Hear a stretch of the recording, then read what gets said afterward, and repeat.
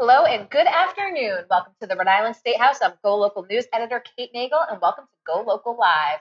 We're bringing you the latest in politics straight to you here, and I'd like to welcome my first guest, Representative Charlene Lima. Thank you for joining us today. Thank you for having me, Kate. I appreciate it. It's probably the start of what will be a very busy day for you here at the State House today. But yesterday introduced a piece of legislation that I want to talk with you about to address panhandling in the state.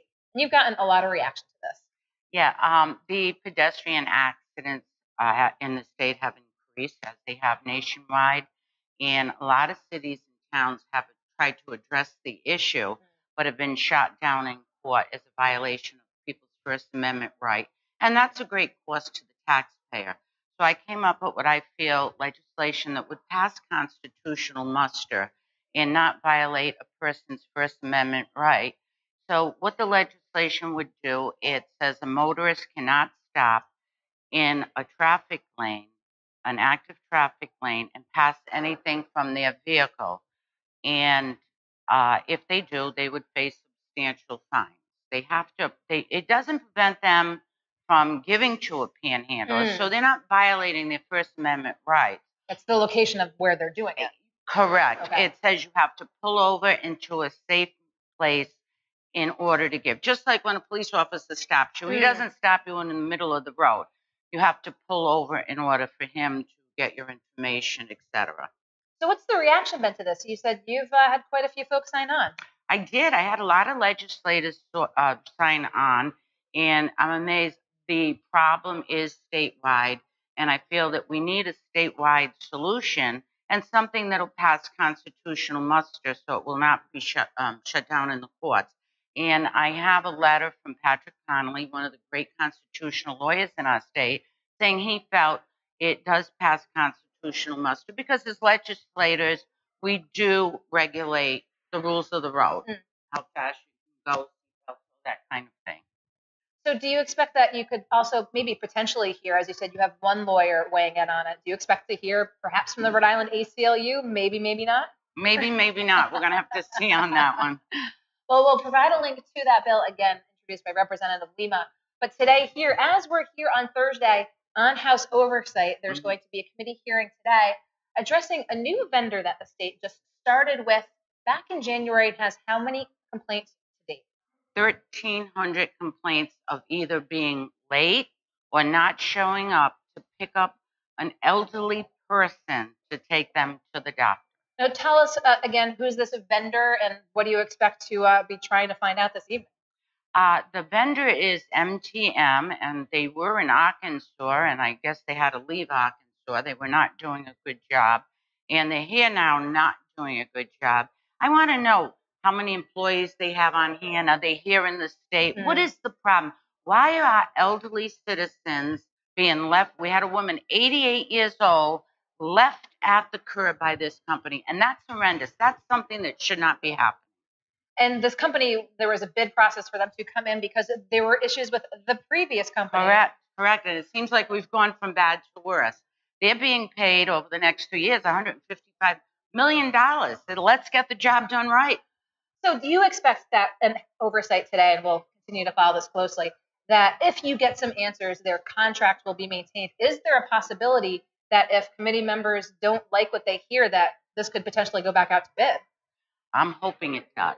I'm hoping it does, because with 1,300 complaints in a month, that's 1 month. That's ridiculous. Well, we're going to continue to keep a close eye both on the legislation to address panhandling, and as the representative said, that would specifically address someone giving something to someone in a specific area on the road. As you said, does not preclude them from pulling over to a safe area, giving at some other point. And then, of course, the Oversight Committee hearing later this evening. So, Representative Lima, I appreciate your taking the time to come on with me here. Don't go anywhere. We're going to be right back with our next guest here live from the Rhode Island State House.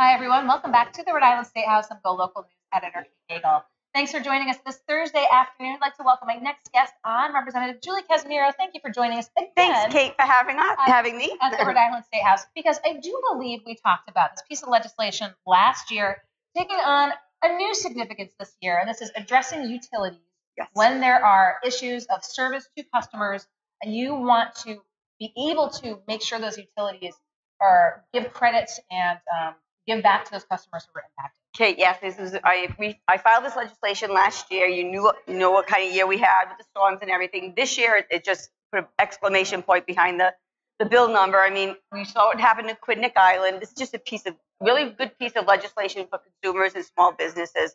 It's outrageous what National Grid is getting away with, and it can't be happening on the backs of consumers and small businesses anymore. So, just bring you a little closer over here. We want to make sure, again, that when we talk about this legislation, from your standpoint, you want to ensure, again, that customers and ratepayers are protected. Right now, with the aftermath of what happened on Quidnick Island with the gas outage, some businesses are pursuing it from a legal avenue. I don't think that first bill is coming, obviously, from that first month. And then those folks who got electric heaters are paying electric for those heaters as well. Do you think this is going to be an uphill battle? I mean, the utilities have a pretty formidable firepower up here at the State House. How do we hold them accountable? Kate, you make a really great point. The lobbyists are really strong up here, but we can't keep talking about jobs in the economy and putting this on the backs of the consumers and small businesses. I mean, my bill is very reasonable. It's 168 hours in a 30-day period, so it's very, very reasonable. I will tell you that last year, I worked at a nonprofit. We had to close for 6 days in the first 2 months of the year. It's outrageous. Someone needs to be held accountable, and this bill is a very, very small amount compared to the money that National Grid rakes in every single year. So, okay, we're going to continue to keep an eye on that piece of legislation. We also have another. Let's flip to safety and welfare of children, and it pertains to cribs. Yes. As you know, I am very, very passionate about the work being done in child welfare. I am very critical of DCYF, although I don't think it's a DCYF issue. This is a bill that will just provide clinical oversight to therapeutic beds and cribs being used for minors. We're going to find out in the weeks ahead that there were therapeutic beds and cribs being used in a very, very, very public child death. So I just want to get ahead of this. We can't keep doing the same old thing and expecting different outcomes to DCYF. So what specifically would this mandate then in terms of DCYF's involvement with? It's very little involvement for DCYF. These cribs you can get these cribs from a prescription from a doctor, and then you can just use these cribs as whatever way you want, and there's absolutely zero clinical oversight. This would ask the Department of Health to promulgate some type of oversight. So whether it's a visit every 6 months, every year, to make sure these cribs are being used the way they're supposed to be used and not as cages for children, and being used in the best interest of child welfare. That's all I'm asking. Okay, we're going to keep an eye on that piece of legislation as well. I do want to give a shout out to my colleague, Charlene Lima, on the panhandling issue. I think she's spot on when she's saying it's a public safety issue, and I look forward to seeing her tonight and on oversight as we look to talk about the MTM contract and the problems we're having there. So plenty going on here at the State House today. Now, as she mentioned, I want to get back to the panhandling. Obviously, they've tried to address it both at state and city levels. Again, being able to help the most need, balance that with safety and public safety issues. And she says she has a constitutional lawyer that thinks this is pass muster, that says it's not prohibiting someone from giving or contributing, but has to do so in a safe space. I absolutely agree with that. I think that I'm very generous to those who are in need. I spent my last 10 years of my career doing that, but there does need to be a safe way of doing it, because it's creating road rage, it's creating hazards on the street. So I think Charlene's bill is a really solid one. So. Well, I appreciate your coming on to give us an update of your most recent legislation. We're going to be right back here at the Rhode Island State House with our next guest, so don't go anywhere. We'll be right back. Thank you.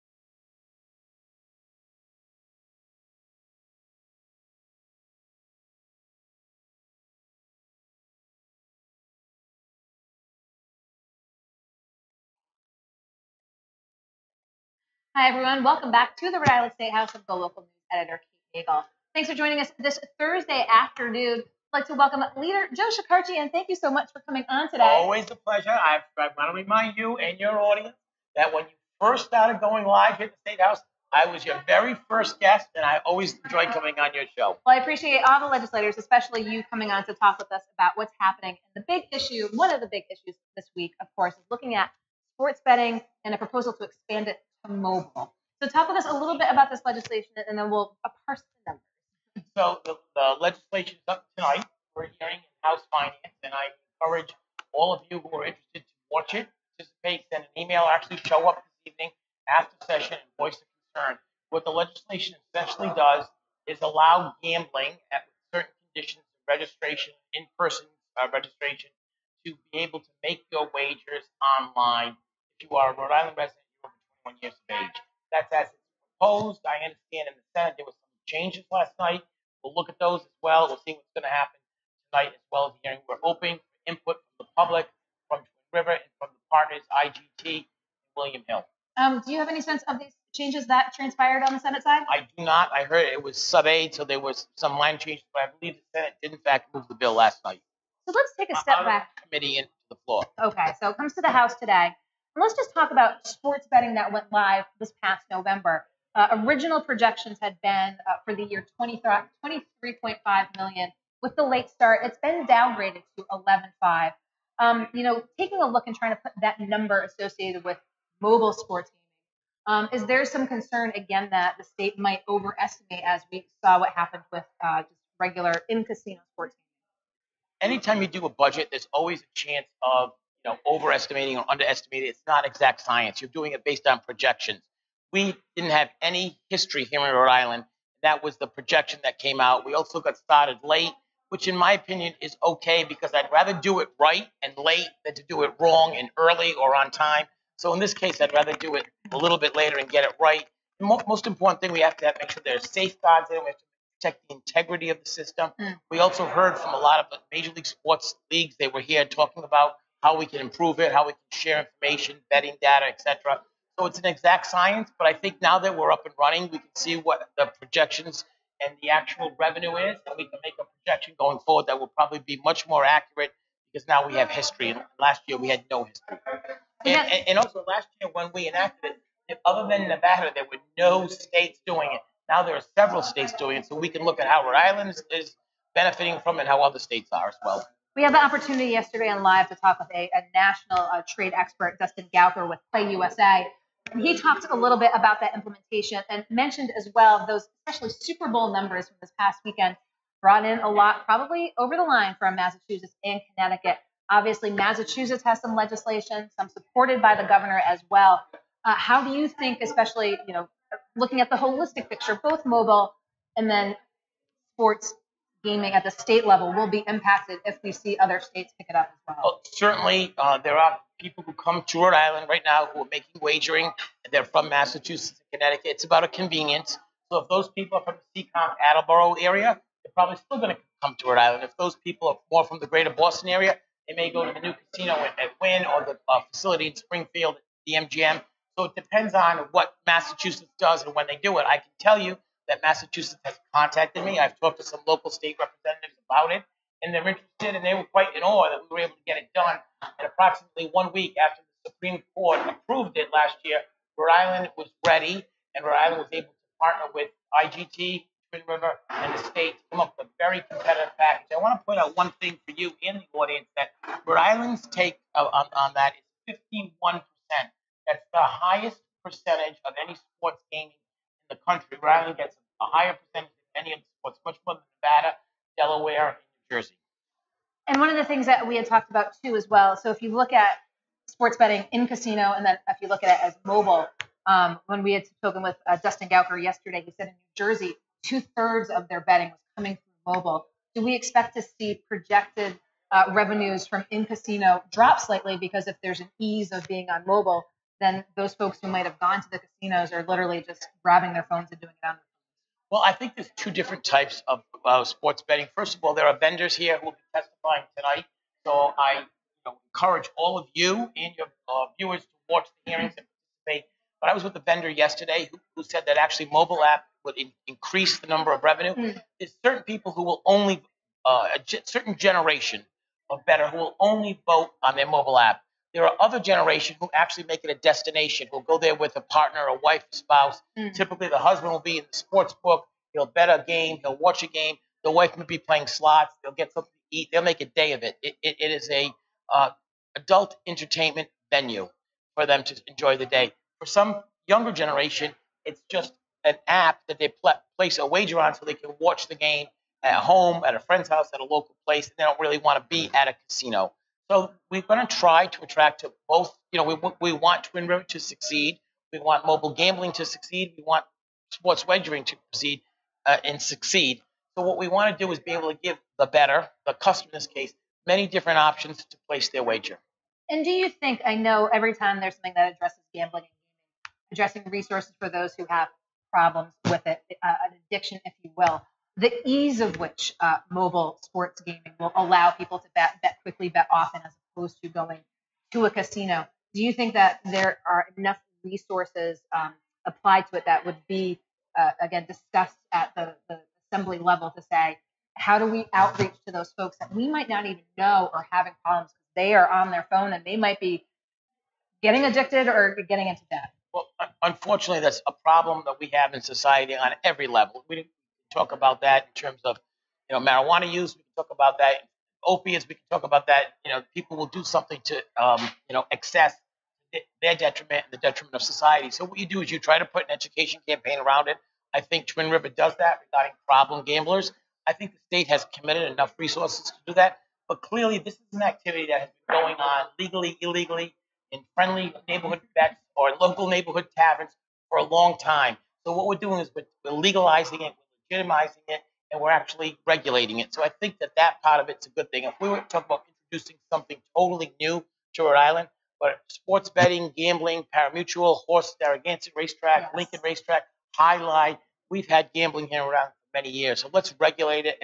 If we're going to do it, I understand you can make an argument that we shouldn't do it. That's certainly a discussion we could have. But if we're already doing it or we're going to do it, let's do it right and let's do it properly. So I think this accomplishes that. If you're a betting guy, do you think mobile sports betting goes through this? I do. I think in some form, I think you're going to see that option available. I don't think it'll be immediate, by the way. I think it could be later in the year, could be in the summertime. I think that, anytime you're introducing a new product, I think you want to do it right, especially a product that's regulated and has to do with money. But I do like some of the tenets I've seen in the bill, which will require on-site, initiation of an account and money being placed in that account at a facility where you have to be an adult. And then the actual wagering would be on your computer, but the terminal that accepts the wager would be at Twin River. Okay, well, I appreciate you taking the time to come in and talk about one of the big issues up here at the State House this week with a committee hearing this night to consider mobile sports betting. Anything else you want to share with viewers while we have you here in studio? Always a great show. I'm glad you're here. I think it's good for democracy. I think you literally bring the viewer right into the State House, and I look forward to coming on your show again. Well, I appreciate it, Joe Shikarchi. Thank you so much. And that just about wraps up another day here at Rhode Island State House. We'll be back in the Navigant Credit Union Broadcast Center at 4 o'clock, so be sure to tune in to Go Local then. Go Local News Editor Kate Neal. Thank you.